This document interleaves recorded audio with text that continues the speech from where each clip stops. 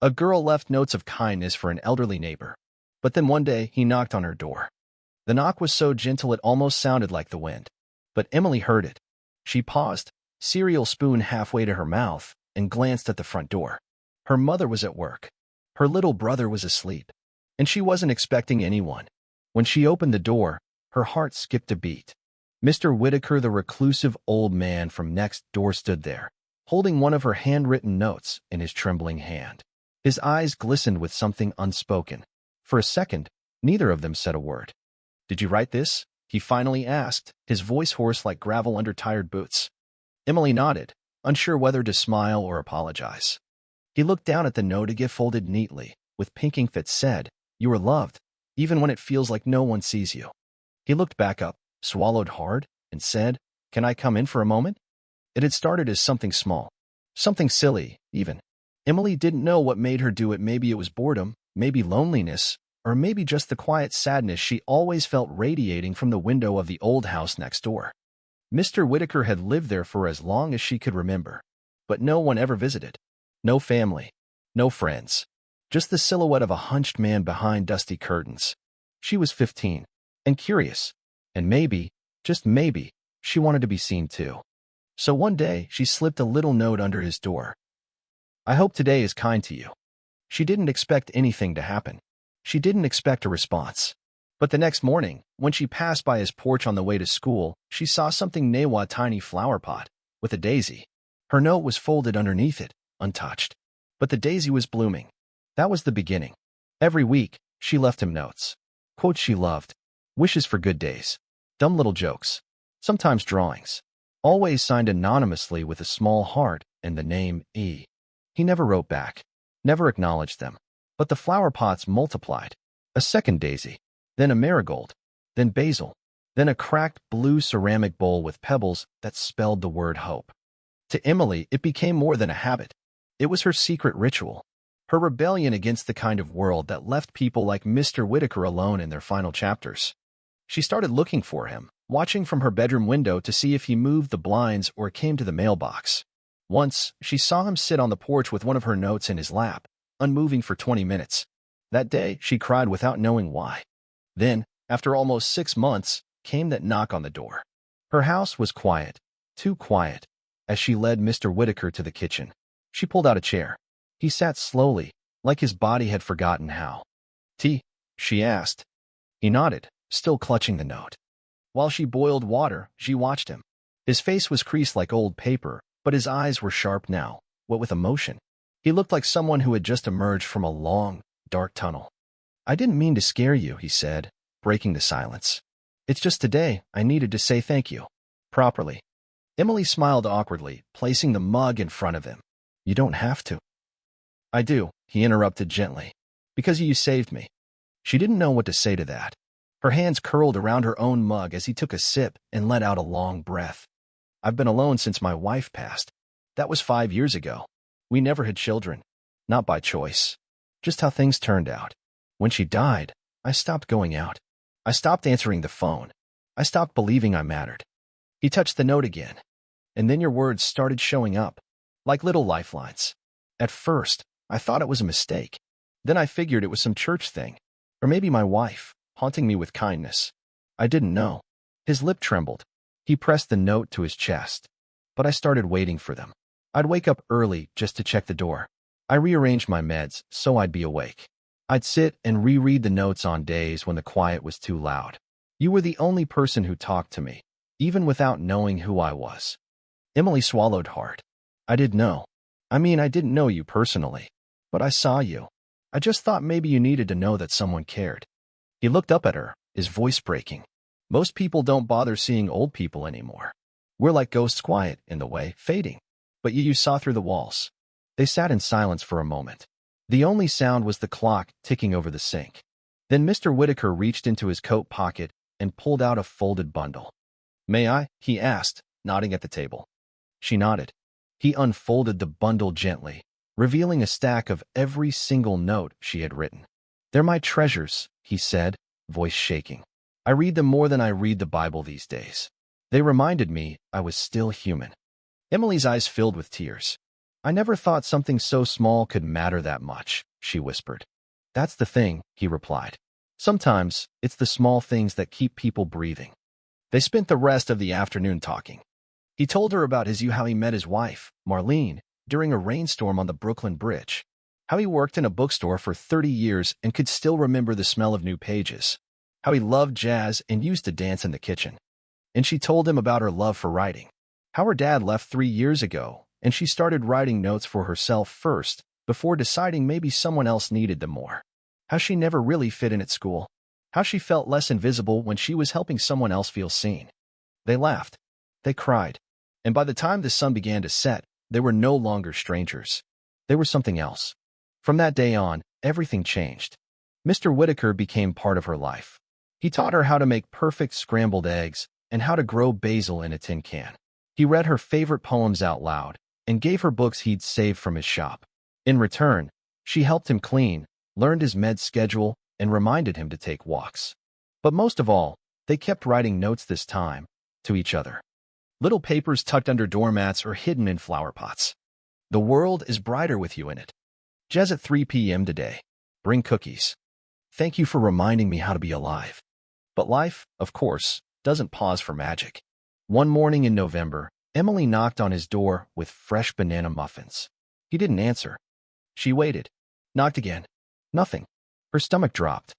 She ran home and called his number. No answer. Then she ran back, heart pounding, and tried the doorknob. It was unlocked. The door creaked open. Emily stepped inside slowly. Her breath caught somewhere between her chest and throat. The air smelled faintly of mint tea and old paper. Everything was still too still. Mr. Whitaker, she called out, her voice quivering. No answer. Her heart thudded. She walked past the small bookshelf they'd rearranged just last week, past the little table where he'd once taught her to play dominoes, into the hallway. Then she saw him. He was sitting on the floor, slumped against the wall at the end of the hallway. His head tilted gently to the side. His eyes were closed. Mr. Whitaker, she cried, rushing over. She dropped to her knees beside him, her hands hovering, shaking, afraid to touch him, afraid of what she'd find. But then he stirred. Just barely. A soft breath escaped his lips. Weak, but there. Emily scrambled for her phone and dialed 911, her voice cracking as she gave the address. Please hurry, she whispered. He's breathing, but he's not waking up. The ambulance came faster than she thought it would. The paramedics worked quickly, their movements efficient and calm. Emily stood back, helpless, hugging herself as they lifted Mr. Whitaker onto the stretcher and wheeled him outside. He didn't wake, but his heartbeat, they said, was steady. Do you know if he has any conditions? One paramedic asked. Yes. He takes blood pressure meds. And something for his heart. And his memory. He's been having some trouble with that. The paramedic nodded. You did the right thing, calling us when you did. If he'd been here much longer. He didn't finish the sentence. He didn't need to. They loaded Mr. Whitaker into the ambulance. Emily climbed in without asking. She held his hand the whole way to the hospital. The waiting room was cold and gray and endless. Emily sat on a plastic chair, staring down at her phone, rereading his last note to her, over and over. Sunshine girl, you bring warmth to the cracks of this old house and this old heart. She didn't realize she was crying until a nurse touched her shoulder. You're here for Mr. Whitaker? She looked up quickly and nodded. He's stable now, but he's going to need to stay a few nights. We think he fainted due to low blood pressure and mild dehydration. He also has signs of early-onset dementia. Emily bit her lip. Can I see him? The nurse hesitated. Are you family? No, but I'm all he has. The nurse studied her for a long moment. Then she smiled. Come with me. He looked small in the hospital bed, smaller than she'd ever seen him. The tubes and monitors made him look like a stranger. But when she walked in, his eyes fluttered open. He blinked, focused. A faint smile tugged at the corner of his lips. Sunshine girl, he rasped. Emily laughed, relief crashing over her like a wave. You scared me. Sorry, he whispered. Didn't mean to. She pulled a chair beside his bed and took his hand again. You need to eat. And drink. And stop trying to do everything by yourself. He nodded. Guess I'm not as young as I pretend to be. Silence stretched between them. Then he looked at her, more serious now. You shouldn't have to take care of me. This isn't your job. I'm not doing it because I have to, she said softly. I'm doing it because I care. His eyes welled. Why? She didn't hesitate. Because you're worth it. That night, she sat by his bed until he fell asleep. And when she went home, she wrote a new note and taped it to his empty front door. You are not a burden. You are a blessing. In the weeks that followed, everything changed again. Mr. Whitaker's hospital stay turned into a longer rehabilitation. The doctors confirmed what Emily feared: his memory was fading. Slowly, but surely. He had good days and bad ones. Moments of clarity and moments where he mistook her for someone else. But every time he saw her, he smiled. And every time he read her notes, something in him lit up. Emily came every day after school. She helped him with crosswords, played music from his youth, brought cookies and books. She brought him memories he'd lost and made new ones he could still hold on to. The nurses started calling her his honorary granddaughter. One afternoon, as the autumn leaves turned gold and fire outside the window, Mr. Whitaker asked her something that took her by surprise. Do you think I could move into one of those assisted living places? Emily blinked. You want to? He nodded slowly. I don't want to be alone again. And I think it's time I admitted I need help. Real help. Emily reached over and squeezed his hand. I'll help you find a good one. He gave her a crooked smile. As long as they allow Sunshine Girls to visit. They found a small home on the edge of town. It wasn't fancy, but it was warm, clean, and filled with people who really talked to him. Emily decorated his room with string lights and their flower pots. She made a wall of all the notes they'd written each other. Every Saturday, she visited. Rain or shine. She brought fresh notes. And he kept writing back, even when his words got shorter, shakier, even when he forgot the day or her name. He never forgot how she made him feel. Months passed. On a cool February morning, Emily arrived to find Mr. Whitaker sitting outside in a wheelchair, watching birds through the bare branches. He didn't recognize her. Not at first. She sat beside him, quiet, just listening to the wind. Then she slipped a new note into his lap. He opened it with trembling fingers. You are still you, and I still see you. He stared at it for a long time. Then he turned to her, eyes wide with something half remembered, half felt. He asked softly. She nodded, tears in her eyes. His smile bloomed like spring. 1 year later, the home called Emily on a Thursday morning. Mr. Whitaker had passed away in his sleep. Peacefully, quietly, with one of her notes tucked under his pillow. Emily didn't cry. Not right away. Instead, she walked to the park they used to visit. She sat on their favorite bench, and she wrote him one last note. Thank you for showing me how small kindness can save a life. Yours saved mine too. She folded it, placed it under a stone, and walked home through the fading light carrying his memory like a lantern. Emily didn't go to school the day after he passed. She couldn't. Her backpack sat untouched by the door. She stared at the ceiling of her bedroom, fingers curled around the last note he ever gave her.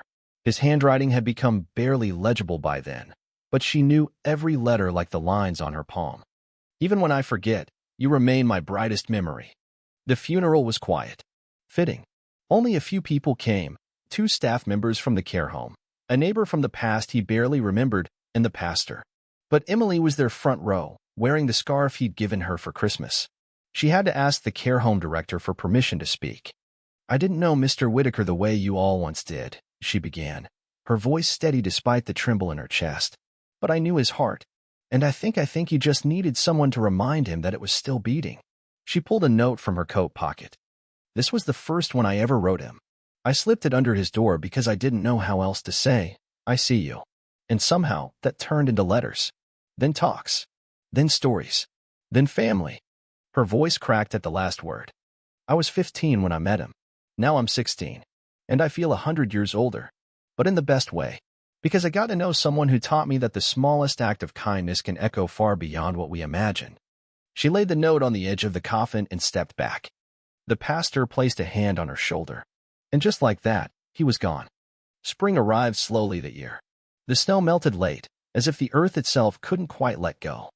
Emily found herself walking the long way home from school, past the nursing home even though she knew he wasn't there. Her fingers still itched to fold notes. Her eyes still searched for him in every window. Then one day, about a month after the funeral, she got a letter in the mail. An actual letter, stamped and sealed. It was addressed to her in careful, slanted handwriting. Not Mr. Whitaker's. She would have recognized that anywhere. This was steadier, tighter. Inside, a woman named Grace introduced herself. "My name is Grace Edison. I was Robert Whitaker's cousin. We hadn't spoken in years too many to count. But before he passed, he asked the staff at the home to mail this to me. It was a package full of your notes, bound together with ribbon and labeled, 'Emily, proof of love,' in small letters." Emily sat down. She kept reading. I can't explain what it meant to hold those pages. It was like hearing his voice again after so long. I cried. I laughed. I saw the man. He became not bitter or broken, but deeply grateful. And it was because of you.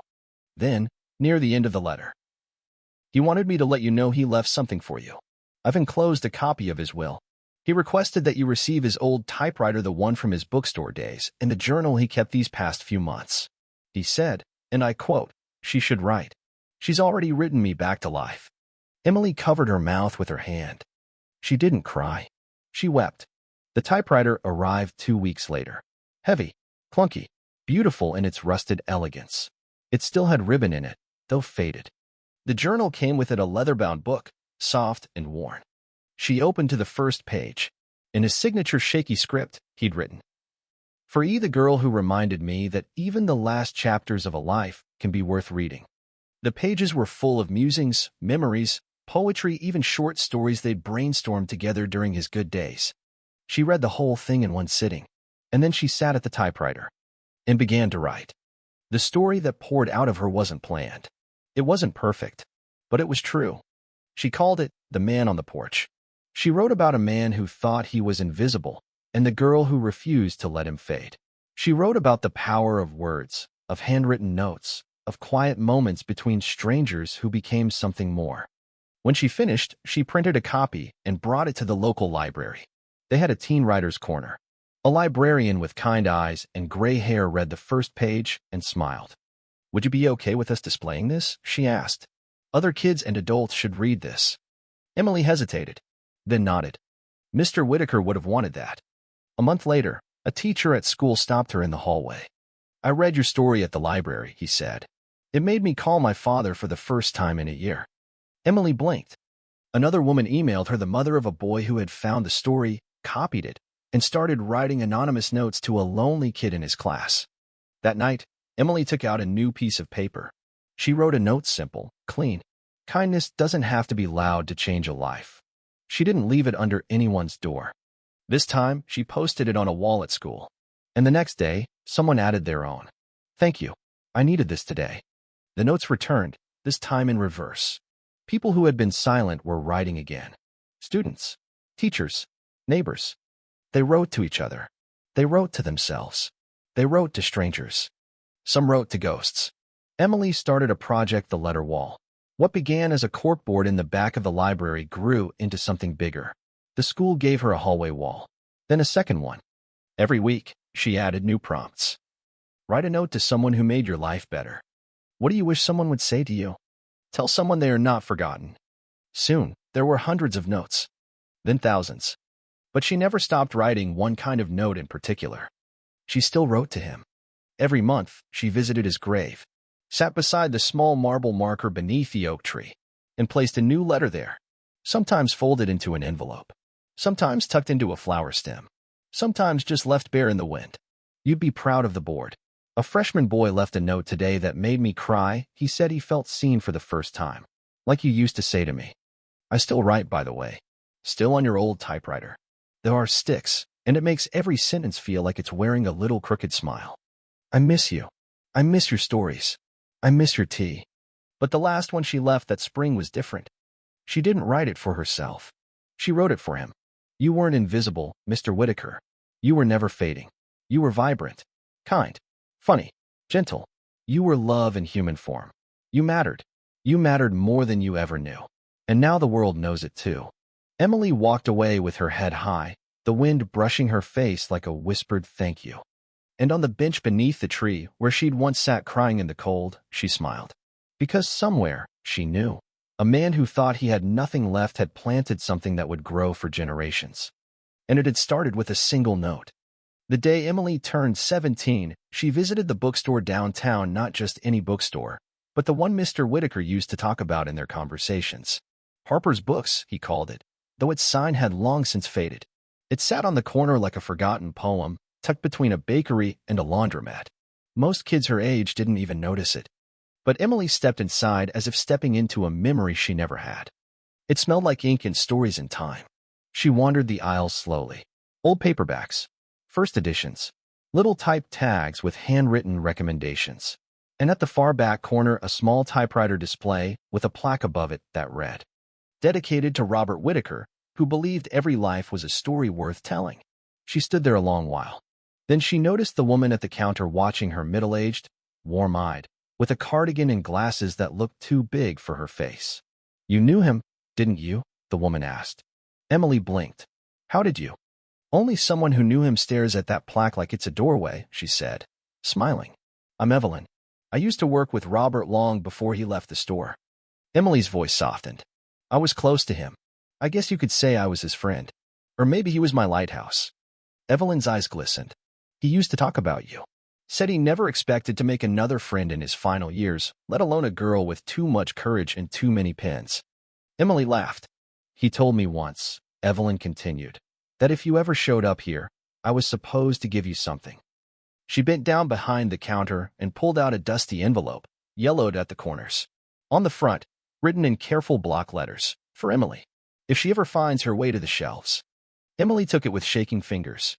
Inside, there was a letter. "Sunshine Girl, if you're reading this, it means you made it to my old bookstore. I always hoped you would. There's something about those shelves, maybe the way they hold pieces of people, little echoes of laughter and loss and joy. I thought maybe you'd understand that someday. I don't know how old you'll be when this reaches you. Maybe you're still a teenager. Maybe you're older. Maybe you've written more than I ever did. But whatever happens, don't stop writing. Because your words, they saved me. They kept me warm when the world went gray. And I believe they'll do the same for others. So here's what I've left for you, the store's spare key. It's hidden behind the loose brick to the right of the plaque. Yes, that one. You'll see the gap. If you ever want to write in peace, surrounded by the ghosts of good stories, the door is always yours to open. Thank you for loving an old man back to life. Always. Robert Whitaker." Emily pressed the letter to her heart, tears silently falling down her cheeks. She left the store that day with the key in her pocket. She didn't tell anyone about the key. Not yet. Instead, she started sneaking into the bookstore late in the evenings, long after the lights had gone out on the rest of the town. She'd slip through the back alley, pull the brick loose, and unlock the door with a trembling hand. Inside, it felt like time stood still. She'd write for hours in the little reading nook by the back window, poems, essays, letters to herself, letters to him. Sometimes just blank pages with a single word written at the top, "Still here." She started calling it the quiet room. It was the only place where she felt him again. One evening, as she typed furiously on the store's old Remington machine, she heard footsteps. Her heart skipped. No one else was supposed to be here. She turned sharply. A boy stood in the aisle, maybe her age, holding a copy of The Little Prince. He looked equally shocked to see her. "Tu didn't think anyone else knew about this place at night," he said. Emily blinked. "How did you get in?" "I found a note on the bench outside the school," he said sheepishly. It said, "Go to Harper's after dusk. The stories stay awake." I thought it was a dare. Or a prank. Emily's brow furrowed. She hadn't written that note. But then she smiled. Mr. Whitaker would have liked this. "Well," she said, gesturing to the chair across from her, "if you're going to break in, at least do it quietly. Some of us are trying to save the world one sentence at a time." He smiled back. "Name's Alex." Emily. That night, she made a decision. The quiet room shouldn't be hers alone. She began inviting others. Quietly. Deliberately. The lost kids. The lonely ones. The ones who always sat alone at lunch. The ones who flinched at loud noises or never raised their hands in class. She called it the Midnight Pages. Every Friday night, they'd meet after dark. No phones. No noise. Just words. Paper. Ink. Honesty. They brought stories. Pain. Dreams. Some wrote about grief. Some about hope. One girl wrote letters to a father in prison. A boy named Milo wrote poetry he never dared read aloud until Emily handed him a note that said, "Your voice belongs in the light." And eventually, he did. A local reporter heard about it through a teacher and came to interview Emily. When asked why she did it, Emily only said this: "Because someone once taught me that loneliness doesn't disappear by being fixed, it disappears by being shared." The article ran in the local paper with the headline, "Teen Girl Turns Bookstore into Sanctuary for the Lost, One Note at a Time." She clipped the article and taped it to the quiet room wall, right next to Mr. Whitaker's plaque. That summer, something even bigger happened. A literary agent from New York, a former student of one of Emily's teachers, read her story in the paper and requested to see her work. She didn't believe it at first, but she sent it anyway. The Man on the Porch. The same story she'd typed on his old machine. 3 months later, she had a book deal. They wanted her to write a collection. They wanted her voice. She almost said no. But then she reread the very first note she'd ever written to Mr. Whitaker. "I hope today is kind to you." She thought about how a folded piece of paper had built a bridge between two lives that might never have crossed otherwise. And she said yes. The book came out when she was 18. Its title? Notes from the Porch, Letters to the Invisible. It made local waves, then state waves, then national waves. Reviews called it achingly honest, a quiet revolution in kindness, proof that connection is stronger than silence. In every interview, she mentioned him. "I don't think I saved him," she said. "I think we saved each other." 1 year later, the bench under the oak tree where his grave rested was given a new plaque. Not just a name, but a sentence. Here sat a man who reminded the world that being seen can be a kind of miracle. Emily left one more note beneath the plaque. She didn't sign it. She didn't have to. It read, "I kept my promise, and I'll keep writing for you, and for every soul still waiting to be noticed." 2 years had passed. Emily stood on the stage of a small community center in Vermont, holding a worn paperback copy of Notes from the Porch. The room was filled not with celebrities or journalists, but with readers, real people, ordinary people who had been touched by her words. She looked out across the sea of faces, and in the front row sat an elderly woman with silver curls, gripping a folded tissue. Beside her, a young boy rested his head against his father's shoulder. 2 teenagers held hands tightly in the back. No one spoke. No one scrolled on their phones. They were here, present, listening. And Emily, for once, didn't feel nervous. Because this wasn't about her. It was about him. About every Mr. Whitaker still waiting behind a silent window. About every girl brave enough to reach out first. She opened the book and began to read. He was just a man on a porch, and I was just a girl with a pin. But between us, we built something that held, that healed, that changed everything. When she closed the book, the room stayed silent for a breath. Then a standing ovation rose like a wave. She smiled, blinking back tears. Afterward, people lined up to talk to her, not just to praise the book, but to tell their own stories.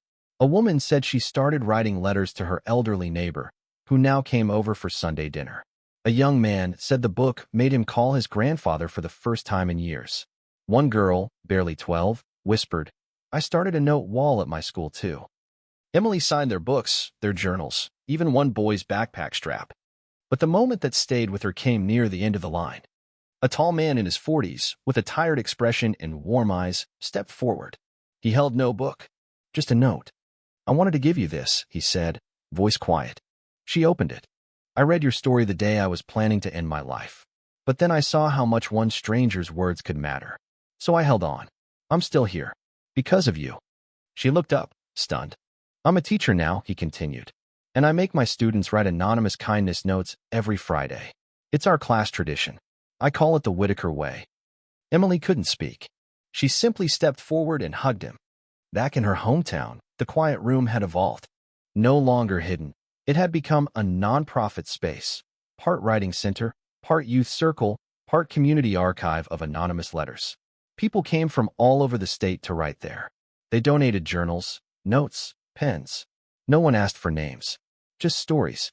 A group of students took turns maintaining the porch library they built beside the bookstore, complete with envelopes, note cards, and a weatherproof kindness box where anyone could drop a message.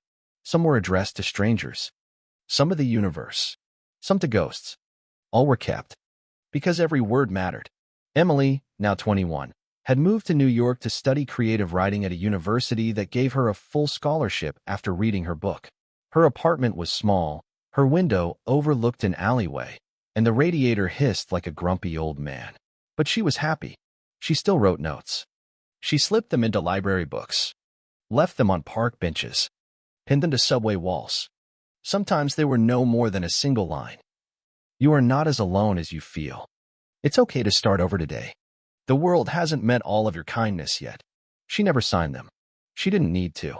One night, while attending a writing workshop in the city, Emily sat beside a quiet, elderly man with a cane and watery blue eyes. He didn't say much at first, but after the workshop ended, he turned to her and said, "I used to write love poems before I forgot what love looked like." She paused, then reached into her bag and pulled out a small folded note, handed it to him with a smile. "Then maybe this can help you remember." He opened it. It read, "Love isn't always loud. Sometimes it's just a note on the door." The man looked at her, stunned. And then he laughed. A quiet, broken, beautiful laugh. Years passed. Emily published 2 more books, both inspired by anonymous letters and the echoes of forgotten voices. She was interviewed on podcasts, invited to speak at universities, asked to consult on school kindness programs across the country. But she never stopped going home. Back to the porch. Back to the bookstore. Back to where it all began. She still visited his grave, though the stone was now smooth with age. One summer afternoon, as she sat beneath the tree with a cup of tea and a notebook, a small boy on a scooter rolled up beside her. He couldn't have been older than 8. "Are you the note girl?" he asked. Emily blinked. "What do you mean?" "My mom said you used to leave notes for an old man. She said they made him feel like he mattered." Emily smiled. "I guess I am. Can I leave one too?" She pulled out a note card and handed him her pen. He scrawled something in crooked handwriting, then tucked it under the edge of the bench. Before he raced away, he turned and said, "She said you saved him, but you saved her too." Emily sat there long after he left. And when she finally looked at the note he wrote, it said, "I hope today is kind to whoever finds this." And so the cycle continued. Notes, folded and hidden. Letters, shared and saved.